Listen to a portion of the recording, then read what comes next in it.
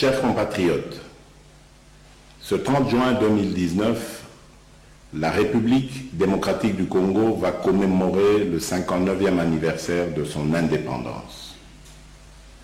Dans des circonstances normales, nous nous serions réjouis, tous ensemble, en évoquant notamment les hauts faits des hommes et des femmes qui se sont sacrifiés pour que notre pays puisse accéder à la souveraineté nationale et internationale.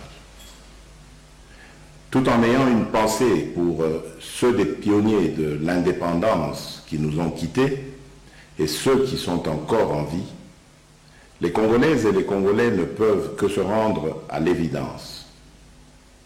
5 mois après mon accession à la magistrature suprême, je ne peux nier que notre pays fait encore face à des défis majeurs. Ils sont énormes, certes, mais pas insurmontables. La problématique de l'insécurité récurrente dans certaines parties du territoire national, principalement dans les provinces de l'Ituri, du Nord Kivu, du Sud Kivu, du Tanganyika, du Kasaï et du Kasaï central, est très préoccupante. Je fais du rétablissement de la paix sur l'ensemble du territoire ma priorité, car il y va de la survie de centaines de milliers de compatriotes, de la stabilité des institutions établies, de la relance économique et du climat de paix avec tous nos voisins. En attendant la mise en place imminente du gouvernement de la République, je n'ai pas croisé les bras. Après la passation de pouvoir, je me suis rendu à Lubumbashi pour prendre des mesures à même d'endiguer le banditisme qui faisait rage dans cette ville et mettre fin aux tracasseries existant au poste frontalier.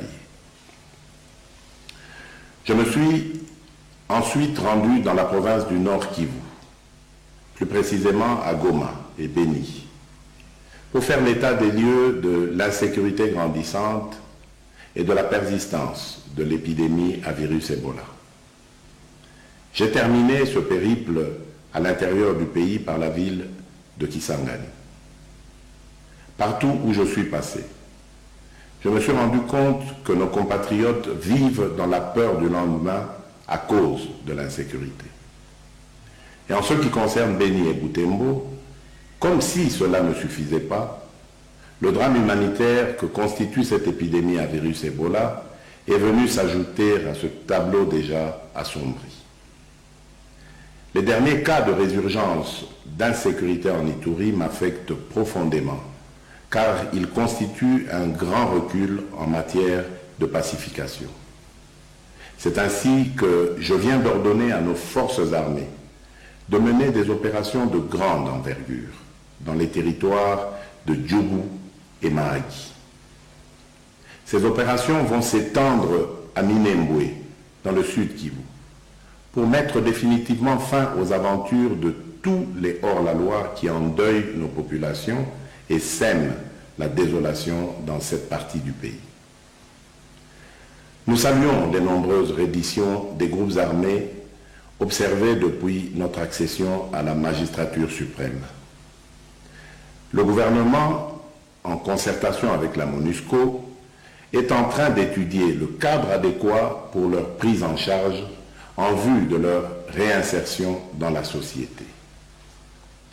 Nous lançons un vibrant appel aux groupes armés encore actifs à déposer les armes pour bénéficier des avantages de ce nouveau cadre de démobilisation, désarmement et réinsertion. L'insécurité est aussi et surtout le fait des groupes armés étrangers. Un plan de leur éradication totale est en train d'être discuté avec la MONUSCO et les pays voisins concernés. Chers compatriotes, en signe de solidarité avec nos compatriotes de Beni, Bunia, Mahagi, Djougou, Butembo, des villes environnantes et des autres contrées du pays touchées par l'insécurité, j'ai décidé de commémorer ce 30 juin dans la province de l'Ituri. Ma présence dans cette province s'explique par un souci de compassion envers des milliers de familles congolaises endeuillées. Chers compatriotes, mon propos d'aujourd'hui ne constitue pas un bilan à mi-parcours du chef de l'État. Cependant, il est de bon ton, après 5 mois à la tête du pays, que je vous dise ce qui revient à l'actif de mon administration. S'agissant du social, j'ai entrepris, dans le domaine de la santé, de mettre en œuvre des mesures qui produiront des effets bénéfiques à l'ensemble de la population à court terme. Ces mesures sont mises en place de manière progressive. Il en est ainsi de la gratuité des soins de santé au profit de nos hommes de troupe, ce qui constitue un prélude à la couverture maladie universelle que j'ai annoncée et à laquelle plusieurs partenaires extérieurs ont adhéré, promettant leur accompagnement. Pour renforcer la lutte contre le virus Ebola, j'ai créé un comité de coordination nationale placé directement sous la tutelle de la présidence qui réunit, outre le ministère de la Santé, des experts congolais dont la renommée en la matière est reconnue au-delà de nos frontières. Je ne ménagerai aucun effort pour enrayer ce fléau. C'est pourquoi, aux actions du gouvernement, j'ai décidé d'associer les leaders politiques locaux et ceux de la société civile, car ce combat nous concerne tous. La problématique de l'eau et de l'électricité à Kinshasa et dans l'arrière-pays se doit d'être définitivement résolue. À Kinshasa, la capitale, certains travaux d'aménagement de modules de traitement d'eau sont à terme et d'autres en cours de finition. C'est le cas, pour ne citer que ces exemples, de la station de Lemba Imbu, tout comme la reprise en alimentation d'eau au camp militaire de Kitona, dans la province du Congo central, après plusieurs décennies de pénurie.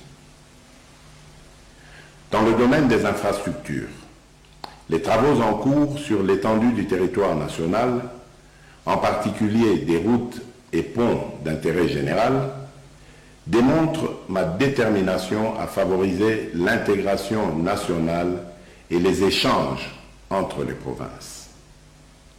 Dans les centres urbains, la ville de Kinshasa a donné le ton avec des travaux d'aménagement, notamment des sauts de moutons, en vue de débarrasser la capitale de ces interminables embouteillages. En ce qui concerne la réhabilitation des routes, plusieurs ouvrages sont en voie d'être achevés à Kinshasa et dans les provinces, comme j'ai pu m'en rendre compte personnellement lors de ma visite dans la Tchopo, où j'ai inauguré 2 ponts d'intérêt national. Des travaux de grande envergure ont été confiés à l'Office des routes dans toutes les 26 provinces et à l'Office des voiries et drainages en ce qui concerne Kinshasa et les principales villes du pays. S'agissant des travaux en province, ils concernent la réhabilitation et la réouverture des routes d'intérêt général, mais aussi la remise en état des ouvrages de franchissement, c'est-à-dire des ponts et des bacs. Nous construisons ces routes et ces ouvrages de franchissement pour une meilleure circulation des biens et des personnes sur l'ensemble du territoire national, ce qui va induire une véritable intégration nationale sur le plan économique. Les produits vivriers seront ainsi facilement acheminés des milieux ruraux où ils sont produits vers les grands centres urbains. Les échanges entre les différentes provinces, selon leurs spécificités et spécialités, vont entraîner l'embellie de notre économie aujourd'hui fortement extravertie. Mon objectif à terme est d'assurer l'autosuffisance alimentaire à toutes les Congolaises et à tous les Congolais. Il est en effet incompréhensible que la République démocratique du Congo, dotée d'innombrables ressources naturelles telles que des terres arables, des fleuves et des rivières poissonneux, des pâturages, puisse importer la quasi-totalité des biens de première nécessité. Le même élan sera poursuivi pour certaines mesures préconisées concernant notamment la baisse des prix des denrées alimentaires. Pour ce qui est des volets politiques et des droits de l'homme, je me réjouis avec l'ensemble des Congolais que notre pays ait connu sa première alternance pacifique et historique à l'issue des élections du 30 décembre 2018. Le mérite revient en premier lieu au peuple congolais qui est allé accomplir son devoir civique dans la paix. Ensuite, l'attitude affichée par mon prédécesseur à propos de l'alternance pacifique a été très déterminante pour le maintien de la paix et de la stabilité dans notre pays. Enfin, le rôle joué par les acteurs nationaux et internationaux impliqués dans le processus électoral a été tout aussi primordial. Concernant les libertés publiques, je ne vous cacherai pas ma satisfaction d'avoir permis la concrétisation de la décrispation politique telle que stipulée dans l'accord de la Sainte. Je tiens à vous rassurer sur ce chapitre que les choses iront de mieux en mieux et dans le strict respect des lois de la République et de l'établissement d'un État de droit. Nous n'avons plus de cachots privés dans notre pays. Nos pénitenciers se vident de leurs prisonniers politiques et d'opinion. Plus de 700 prisonniers ont pu être relaxés, comme vous avez pu vous en rendre compte avec la libération notamment de certains cas dits emblématiques. Et pour respecter les standards dans le milieu carcéral, j'ai décidé de l'assainissement des prisons qui sont devenues de véritables mouroirs et de l'augmentation de leur capacité d'accueil. C'est dans ce cadre que les travaux entamés au niveau du centre pénitentiaire de rééducation de Kinshasa, communément appelé prison de Makala, constituent la première étape.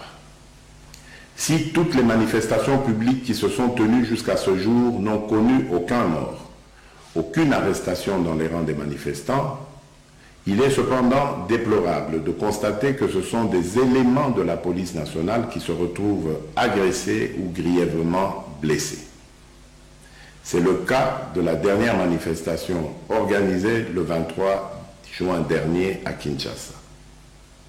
Je me suis personnellement rendu au chevet des victimes d'actes de vandalisme commis par des inciviques, des manifestants mal encadrés, qui n'ont pas hésité à s'attaquer aux ouvrages publics, aux paisibles citoyens et à leurs biens. Ceci doit prendre fin et la loi doit s'appliquer dans toute sa rigueur, car je refuse que certains leaders mal intentionnés puissent confondre démocratie et anarchie. Pour renforcer la protection des droits humains, j'ai créé récemment un organisme chargé de lutter contre la traite de l'être humain. Toujours sous ce chapitre, il n'est pas vain de signaler que toutes les tendances politiques ont désormais accès aux médias officiels, notamment la radio et la télévision nationale congolaise, RTNC en sigle. Mes chers compatriotes, 5 mois après mon avènement au pouvoir, je ne peux produire de miracle. C'est pourquoi je fais appel au patriotisme de tout un chacun pour les nombreuses réformes à réaliser en vue de répondre aux besoins multiples et variés de la population. Si nous adhérons tous à la vision selon laquelle tout doit être fait et doit revenir d'abord au peuple, celui-ci a aussi sa part de responsabilité, particulièrement dans le changement des mentalités. Dès lors, je vous exhorte tous à regarder dans la même direction. Notre pays ne pourrait qu'en retirer le plus grand bien. De nouvelles opportunités s'offriront aux Congolais. À la faveur de l'amélioration en cours du climat des affaires, la diversification de notre économie attirera de nouveaux investisseurs. Des emplois seront créés au profit des chômeurs et surtout de nos jeunes. Chers compatriotes, enfin, s'agissant de la diplomatie et de la coopération régionale, dès ma prise de fonction, j'ai procédé à la réouverture de la maison Schengen pour normaliser nos relations avec l'Union européenne, qui est un partenaire traditionnel de notre pays. J'ai organisé un premier déjeuner diplomatique. J'ai décidé d'échanger régulièrement avec tous les ambassadeurs accrédités dans notre pays.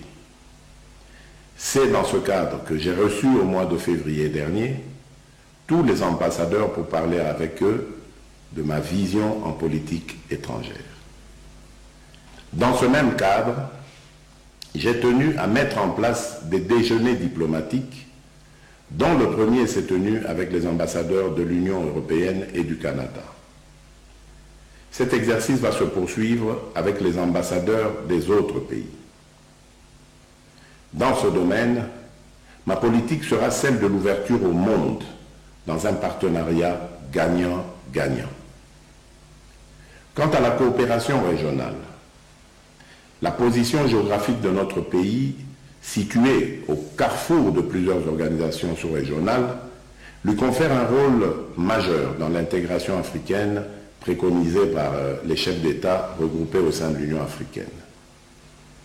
L'intégration africaine étant l'objectif ultime, j'ai entamé des voyages au niveau de la région pour partager cette idée avec mes pairs. Cette démarche consiste à réaliser d'abord l'intégration au niveau de chaque sous-région avant sa consolidation au niveau continental. C'est dans ce cadre que mes visites m'ont déjà permis d'échanger avec les chefs d'État de l'Ouganda, du Rwanda, du Burundi, de la Tanzanie, de la Zambie, de l'Angola et du Congo, en ce qui concerne nos voisins. À cette liste s'ajoutent mes fructueuses rencontres avec les chefs d'État du Kenya, de la Namibie, d'Afrique du Sud, du Gabon et de la Guinée équatoriale. Avec les uns et les autres, nous avons compris que nous n'atteindrons pas cet objectif d'intégration africaine et du développement de notre continent si nous ne menons pas un combat farouche contre l'insécurité et les différents conflits qui déstabilisent l'Afrique. Ceci n'est possible que par la construction d'infrastructures transnationales. Les routes, les chemins de fer, les voies aériennes, les voies fluviales et maritimes, et par l'élimination des barrières douanières.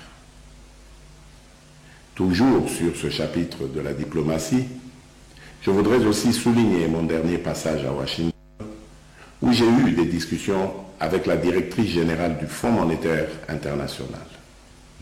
Ces discussions ont débouché sur une mission de cette institution à Kinshasa au titre de l'article 4.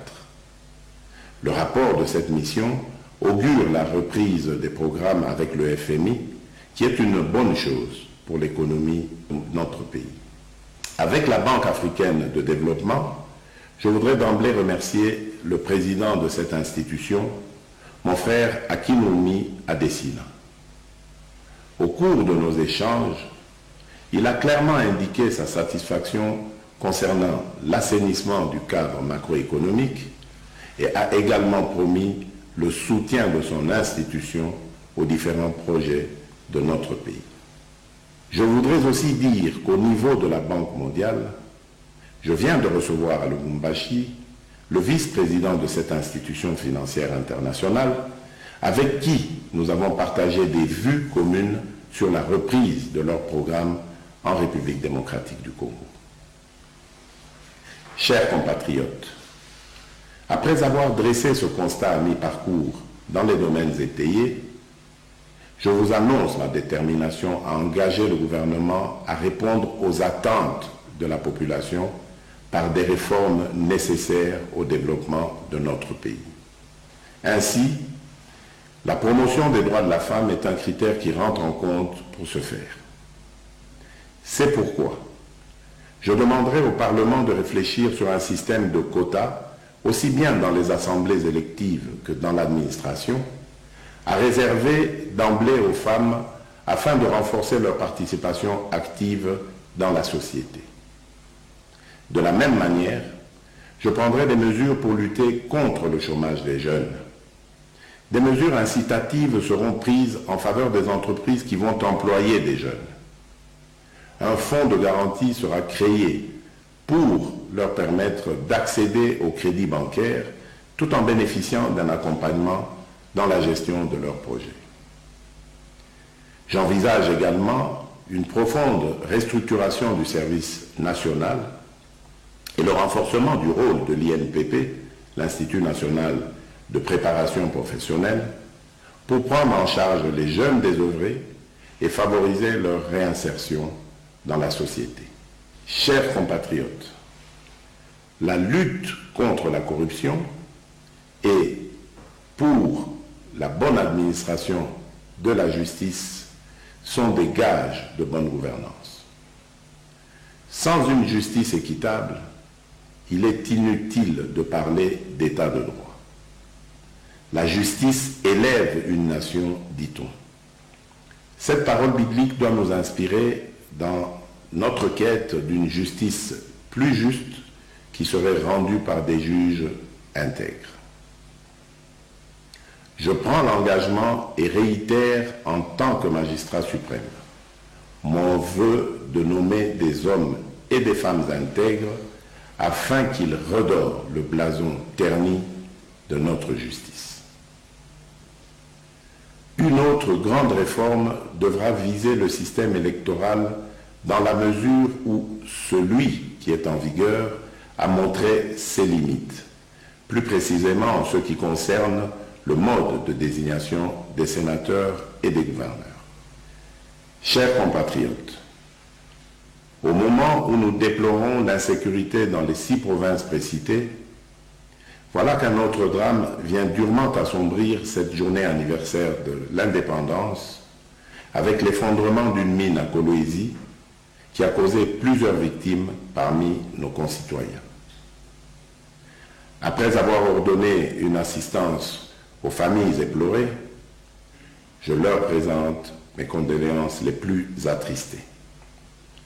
Par ailleurs, je viens de diligenter à cet effet une enquête pour établir les responsabilités dans ce drame.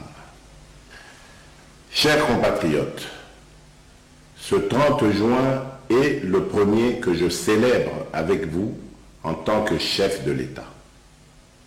Je l'ai voulu moins fastueux et plus dans la méditation et la prière, ce qui nous permet à tous de faire l'état des lieux afin de mieux nous projeter dans l'avenir. Un avenir que je veux radieux et prospère pour tous les Congolais. Que vive la République démocratique du Congo, que Dieu bénisse notre pays et son peuple. Je vous remercie.